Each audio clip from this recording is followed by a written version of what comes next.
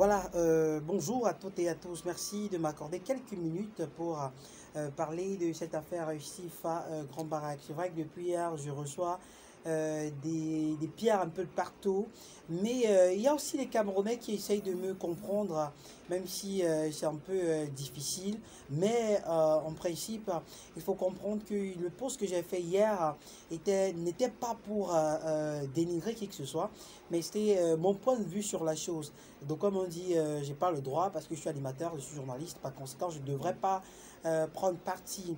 C'est vrai, ce que vous dites est vrai et j'ai compris. Et c'est pas comme si je savais pas. Mais parfois, lorsqu'il faut secourir une personne en danger, je pense qu'aucune déontologie ne doit être respectée. Donc, c'est ce que j'ai essayé de faire hier lorsque j'ai fait ce post-là. Primo, lorsque vous regardez ces deux personnes, notamment Grand Barack et Stifa ne respecte pas Grand Barack, même vu son âge. Le droit d'aînesse, où est-ce que c'est passé?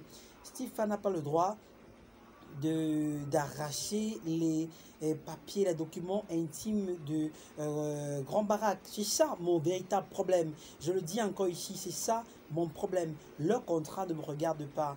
70% pour lui et 30% pour Grand Barack, c'est leur contrat. Je pense que Grand Barack a bien lu avant de signer. S'il n'a pas lu, c'est son problème. Vous voyez un peu. Maintenant, si Grand Barack se permet de prendre ses 30%, et de se plonger dans l'alcool avec et boire son alcool, lui, c'est comme ça qu'il est, c'est comme ça que Stifa l'a connu. Et on dit toujours que lorsqu'on est déjà assez âgé, c'est difficile de changer, vous voyez un peu. Donc Stifa ne pouvait pas penser qu'il allait changer cette personnalité qui vivait en Grand Barack. Le fait de boire son alcool comme il voulait, il était libre. Maintenant, au départ, je pense que Stifa savait déjà que Grand Barack est un alcoolique et que peut-être il pouvait changer ça, mais je me dis plutôt qu'il pouvait penser modifier, parce que changer Grand Barack serait presque impossible. Il a mené Grand Barack à Dubaï pour un concert, oui c'est bien, il a changé la vie de Grand Barack, je ne sais pas s'il est un dieu pour changer la vie de qui que ce soit, il n'a changé la vie de personne, ça a été un destin. Il n'est pas allé vers Grand Barack au hasard. Le Cameroun comporte 25 millions d'habitants. Comprenez un peu, 25 millions d'habitants.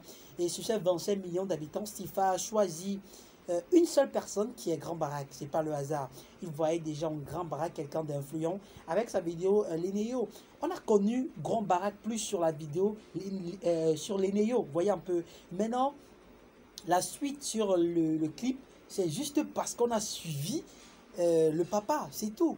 Vous pensez que si c'était quelqu'un d'autre qui avait fait la vidéo sur goûter ça devait avoir la même portée? Non, je pense pas. C'est parce que c'était Grand Barack et que Steve avait déjà vu que si Grand Barack fait un clip, ça va avoir de l'ampleur. Ça a été un succès. Je te salue déjà.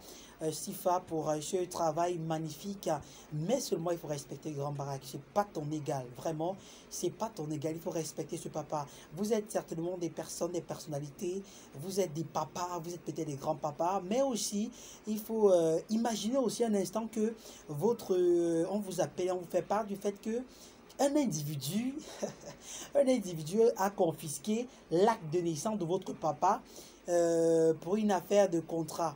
Ils ont signé un contrat, c'est vrai. Mais je veux savoir si derrière ce contrat ou dans ce contrat, il était stipulé que si Grand Barack utilise son argent pour boire de l'alcool, Stifa devait lui arracher ses documents intimes. Vous voyez un peu, c'est ça mon problème.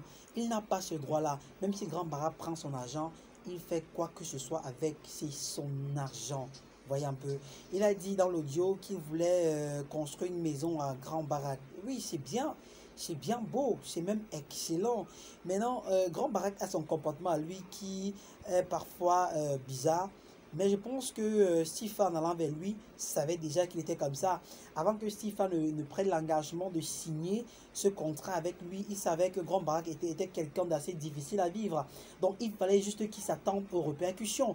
Maintenant, quand ça vient il doit assumer. Il ne doit pas se permettre de mettre la vie de ce papa en danger parce que c'est sa vie qui est en danger. Le Cameroun est dans une situation d'instabilité totale actuellement. Imaginez que Grand Barak se retrouve en cellule pour une histoire de CNI. Vous voyez un peu, ça va créer beaucoup de problèmes. Donc en réalité, mon problème était figé sur le fait que Sifa arrache les documents de Grand Barak, notamment sa CNI, son passeport, même si c'est lui même c'est Sifa qui lui fait le passeport, c'est pas son nom qui est inscrit sur ce passeport. Ce passeport appartient légalement à Grand Barak. Aller jusqu'à lui arracher son acte de naissance, mais attends, pour moi c'est être trop audacieux, c'est trop audacieux.